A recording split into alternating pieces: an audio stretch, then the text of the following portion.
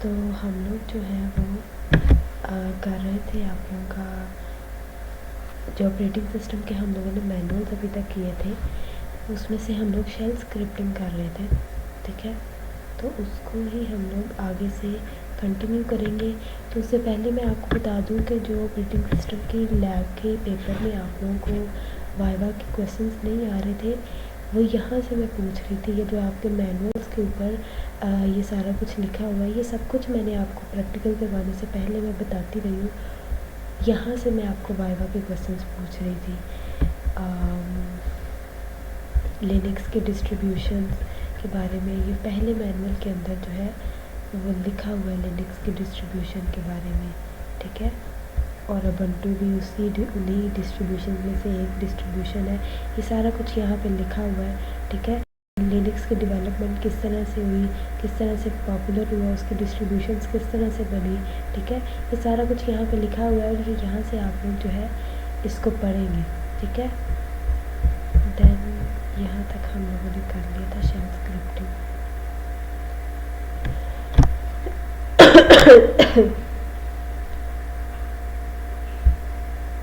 Shell scripting हम लोग कर रहे थे।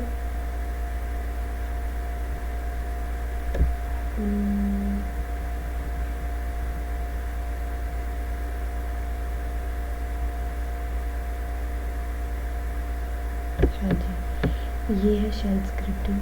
शेल स्क्रिप्टिंग के बारे में हम लोगों ने देखा था कि ये एक प्रोग्रामिंग लैंग्वेज का ही तरीका है जो कि लिनक्स के ऑपरेटिंग सिस्टम के अंदर जो है ना कमांड्स लिखने और उनको एग्जीक्यूट करने के लिए यूज़ होता है, ठीक है।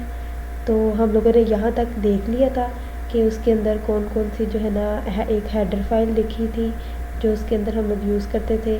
दैन हम लोगों ने हेलो वर्ल्ड का प्रोग्राम एग्जीक्यूट करके देखा था। फिर हम लोगों ने ये वाली एक कमांड देखी थी जो कि हम लोग अपने प्रोग्राम को एग्जीक्यूटेबल बनाने के लिए, एक्चुअली उसको कंपाइल करने के लिए यूज़ करते हैं, ठीक है। दैन हम लोगों ने ये वाली एक कमांड, ये भी कमांड रन करके देखी थी जो कि हमारे पास हमारे प्रोग्राम को एग्जीक्यूट करने के लिए यूज़ होती है, ठीक है। फिर उसके बाद हम लोगों ने कुछ उसके प्रोग्राम्स भी देखे थे जैसे ये वाला प्रोग्राम।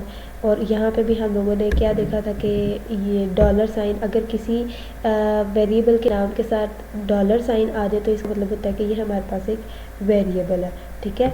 अगर डॉलर साइन शुरू में रिप्रेजेंट होता है तो वो तो हर कमांड के शुरू में होता ही होता है, लेकिन अगर किसी नाम के आगे, किसी भी चीज़ के नाम के आगे डॉलर साइन है तो उसका मतलब होता है कि ये हमारे पास किसी वेरिएबल का नाम है, ठीक है।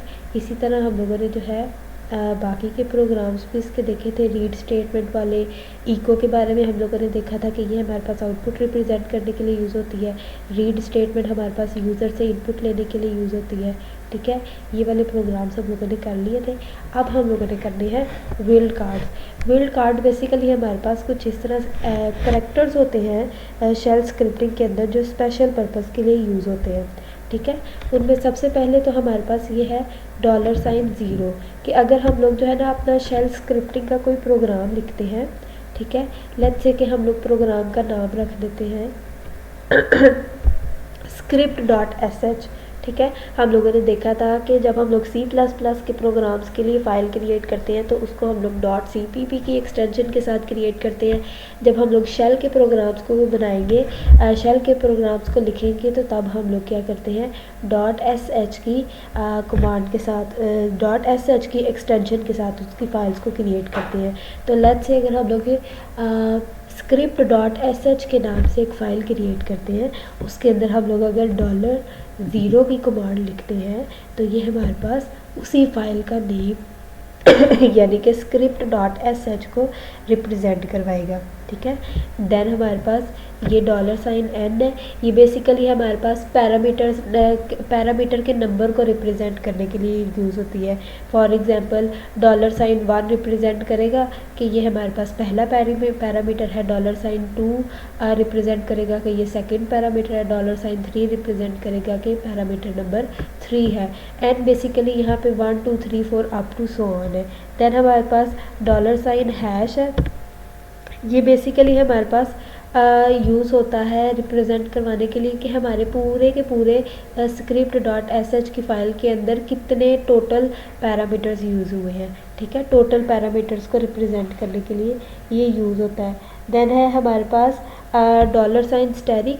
ये बेसिकली हमारे पास जो भी हम लोगों ने जितने भी पैरामीटर्स लिखे हुए होते हैं उन सारे पैरामीटर्स को कंबाइन करके लिखने के लिए यूज़ होता है। इसी तरह डॉलर साइन ऐट, इन दोनों का पर्पस सेम है कि ये जो भी हमारे पास पैरामीटर्स होते हैं उन सबको कंबाइन करके लिखने के लिए यूज़ होता है। फॉर एग्जांपल अगर हम लोगों ने पहला पैरामीटर जो है वो 24 लिया है और सेकंड पैरामीटर जो है वो हम लोगों ने 32 लिया है, तो ये दोनों क्या करेंगे 24 और 32 को मिला के लिख देंगे, ठीक है। और ये हमारे पास डबल डॉलर साइन किस लिए यूज़ होता है, ये हमारे पास करंट प्रोसेस की PID हम लोगों ने पढ़ा था ना कि PID प्रोसेस ID होती है, ये यहाँ पे भी लिखा हुआ है इसके बारे में कि प्रोसेस की ID PID को रिप्रेजेंट करने के लिए, हर प्रोसेस की हम लोगों ने पढ़ा था प्रोसेसेस वाले चैप्टर में कि हर प्रोसेस की यूनिक ID होती है, तो ये हमारे प्रोसेस की ID को रिप्रेजेंट करने के लिए यूज़ होता है, ठीक है, करंट प्रोसेस की। और डॉलर साइन एक्सक्लेमेशन मार्क जो है वो बैकग्राउंड प्रोसेस की जो है वो ID को रिप्रेजेंट करने के लिए यूज़ होता है। अब यहाँ पे जो है ये आपके पास इन्हीं जो ऊपर विल्ड कार्ड्स हम लोगों ने पढ़े हैं इनको यूज़ किया गया है, ठीक है। इसमें से हम लोग एक प्रोग्राम जो है वो एग्जीक्यूट करके देख लेते हैं, ये फर्स्ट वाला, ठीक है, उसके बाद ये सेकेंड वाला आप लोग खुद करेंगे, ठीक है। तो फर्स्ट प्रोग्राम में क्या लिखा हुआ है कि सबसे पहले तो ये हमारे पास जो है ये लाइब्रेरी है, ठीक है। देन हमारे पास क्या है कि ये हम लोगों ने पढ़ा कि डॉलर साइन ज़ीरो जो है वो फाइल के नेम को रिप्रेजेंट करने के लिए यूज़ होती है, ठीक है। ये फर्स्ट पैरामीटर है, ये सेकंड पैरामीटर है। ये क्या करेगा डॉलर साइन ऐट, ये दोनों पैरामीटर्स को कंबाइन करके लिखेगा। डॉलर साइन स्टैरिक भी दोनों पैरामीटर्स को कंबाइन करके लिखेगा। और डॉलर साइन हैश जो है वो क्या करेगा parameters, total number of parameters बताएगा कि हमारे पूरे के पूरे शेल के प्रोग्राम के अंदर कितने पैरामीटर्स यूज़ हुए हैं। यहाँ पे हमारे पास 2 यूज़ हुए हैं, तो डॉलर साइन हैश भी हमारे पास आउटपुट में 2 जनरेट कर देगा, ठीक है। तो इसको हम लोग करके देखते हैं, ठीक है।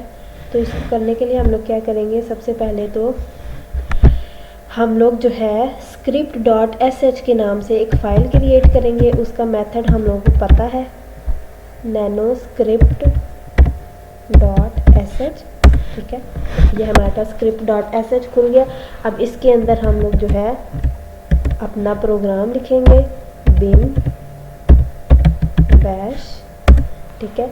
नेक्स्ट हम लोगों ने क्या लिखना था कि हम लोगों ने अपने इसी script.sh को हम लोग जो हमारी फ़ाइल का नाम है उसको रिप्रेजेंट करवाना चाहते हैं, तो उसके लिए हम लोग क्या लिखेंगे, डेफिनेटली हम लोग लिखेंगे इको क्योंकि हमारे पास आउटपुट को रिप्रेजेंट करने के लिए यूज़ होता है, ठीक है। तो हम लोग यहाँ पे लिखेंगे file name is equal to, हम लोगों ने क्या देखा था डॉलर साइन ज़ीरो जो है वो क्या करता है, वो रिप्रेजेंट करता है हमारी करंट फाइल के नेम को, ठीक है। फिर नेक्स्ट लाइन में दोबारा से हम लोग लिखेंगे इको। अब नेक्स्ट लाइन में हम लोग क्या करना चाहते हैं, first parameter is equal to dollar sign 1, ठीक है। हम लोगों ने वहाँ पे देखा था n, डॉलर साइन n, तो n की जगह मैंने आपको बताया था कि 1 2 3 4 अप टू सोन हम लोग कुछ भी लिख सकते हैं कि ये हमारा पहला पैरामीटर है, सेकंड पैरामीटर है, थर्ड पैरामीटर है, ठीक है। तो क्योंकि ये हमारे पास पहला पैरामीटर है इसलिए हम लोग डॉलर साइन 1 लिखेंगे। नेक्स्ट हम लोग पैरामीटर नंबर 2 लेना चाहते हैं, second parameter is equal to dollar sign 2, ठीक है।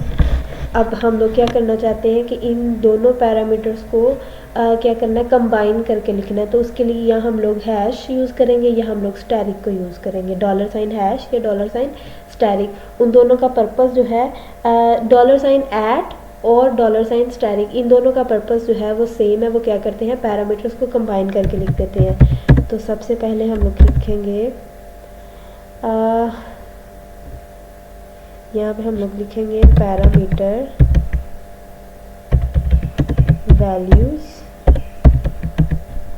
इज़ इक्वल टू, यहाँ पे हम लोग लिखेंगे डॉलर साइन ऐट, ठीक है। अब दूसरे जो स्टैरिक है उसका भी पर्पस सेम है तो उसको हम लोग नहीं लिखते, ठीक है। नेक्स्ट हम लोग लिख देते हैं कि टोटल नंबर ऑफ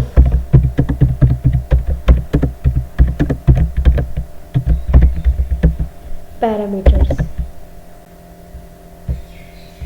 अब इसमें हम लोग लिख देते हैं $हैश, जो कि क्या करेगा, हमारे जो टोटल नंबर ऑफ पैरामीटर्स है, यानी कि हम लोगों ने यहाँ पे 2 पैरामीटर्स यूज़ करे हैं, तो ये 2 पैरामीटर्स को रिप्रेजेंट करवा देगा। ठीक है, तो हमारा ये प्रोग्राम कंप्लीट हो गया। इसको हम लोग पहले कंट्रोल S के साथ सेव करेंगे, देन हम लोग कंट्रोल X से दोबारा से वापस पीछे आएंगे। फिर हम लोगों ने देखा था कि हम लोग अपने प्रोग्राम को जो है एग्जीक्यूटेबल किस तरह से बनाते हैं। तो उसको एग्जीक्यूटेबल बनाने के लिए हम लोगों ने पीछे कमांड पढ़ी थी, उसमें हम लोग देखते हैं chmod +x और script.sh। ठीक है, ये बेसिकली कमांड हमारे पास शेल के प्रोग्राम्स को कंपाइल करने के लिए, उनको एग्जीक्यूटेबल बनाने के लिए यूज़ होती है। ठीक है, तो अगर तो कोई भी आउटपुट जनरेट नहीं होती, उसी तरह C++ को जैसे हम लोग G++ में कंपाइल करते हैं, G++ से कंपाइल करते हैं तो हमारी कोई आउटपुट नहीं आती, तो इसका मतलब होता है कि हमारा प्रोग्राम अब एग्जीक्यूटेबल हो गया, उसमें कोई एरर नहीं है। अदरवाइज़ अगर इसमें कोई एरर होता तो वो इसके नीचे कोई एरर जो है वो हमें बता देता कि आपकी फ़लाँ जो है ना जगह पे एरर है, फ़लाँ कमांड में कोई एरर है। तो अभी हमारे प्रोग्राम में कोई एरर नहीं है। ठीक है, तो हम लोग जो है अब अपने प्रोग्राम को जो है वो रन कर सकते हैं। ठीक है, और रन करने के लिए हमारी कमांड कौन सी होती है, ./script.sh, और उसके बाद हम लोग क्या करेंगे, अपने आर्ग्यूमेंट 1 और आर्ग्यूमेंट 2 को लिखेंगे। ठीक है, जैसे हम लोगों ने इसका नाम रखा हुआ है script.sh। ठीक है, देन हम लोग क्या करेंगे, आर्ग्यूमेंट 1 और स्पेस के बाद आर्ग्यूमेंट 2। ठीक है, यानी कि आर्ग्यूमेंट 1 की वैल्यू, आर्ग्यूमेंट 1 की जगह आर्ग्यूमेंट 1 की वैल्यू लिखेंगे, आर्ग्यूमेंट 2 की जगह हम लोग आर्ग्यूमेंट 2 की वैल्यू लिखेंगे। तो लेट्स से हम लोग पहला आर्ग्यूमेंट देते हैं हेलो और सेकंड आर्ग्यूमेंट देते हैं वर्ड। ठीक है, तो ये हमारे पास जो है उसकी आउटपुट शो हो गई। सबसे पहले हम लोगों ने फाइल नेम शो करवाया था, उसने वही हम लोगों ने script.sh रखा था, उसने वो शो करवा दिया। देन हम लोगों ने फर्स्ट पैरामीटर की वैल्यू यहाँ पे जो है वो हेलो रखी थी, उसने यहाँ पे फर्स्ट पैरामीटर की जगह हम लोगों ने लगाया था $1, तो उसने फर्स्ट पैरामीटर की वैल्यू शो करवा दी है, ये सेकंड पैरामीटर की वैल्यू शो करवा दी है। देन हम लोगों ने @ यूज़ किया था और उसने कंबाइन करके दोनों को शो करवा दिया। और यहाँ पे हम लोगों ने टोटल नंबर ऑफ़ पैरामीटर्स को रिप्रेजेंट करवाया यूजिंग $हैश। ठीक है।